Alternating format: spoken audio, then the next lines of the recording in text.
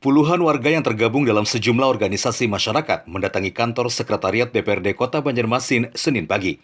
Mereka meminta pembatalan pembelian mobil baru untuk unsur pimpinan DPRD yang dilakukan di tengah kondisi pandemi COVID-19.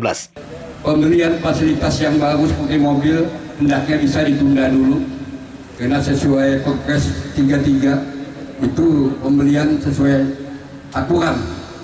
Jadi jangan kita untuk melanggar aturan agar jangan sampai kawan-kawan kita, sahabat kita, rekan-rekan kita ini sangat terpuruk mengenai ekonominya. Banyak yang belum bisa kerja sepenuhnya. Mudah-mudahan juga Dewan bisa memperhatikan ini.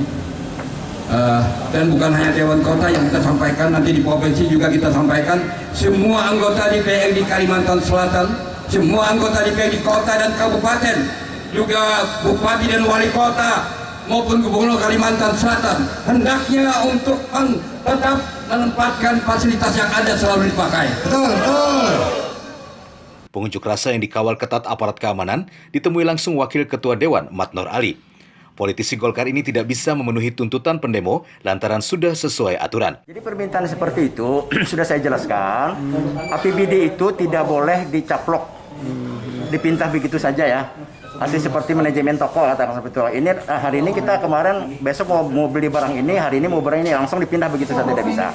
Karena kita untuk pengasuhan APBD setiap tahun kurang waktu tahun tunggal itu berdasarkan peraturan Menteri nomor 64 tahun 2020 bahwa berpedoman terhadap pedoman penyusunan APBD. Nah, kalau kita pindahkan artinya kita melanggar. Kalau memang toh juga mau akan dipindahkan juga nanti setelah evaluasi diadakan perubahan APBD perubahan. Nah, kemudian masalah anggaran COVID itu sudah tersedia. Sebelumnya kami anggarkan. Sekarangnya tidak ada masalah.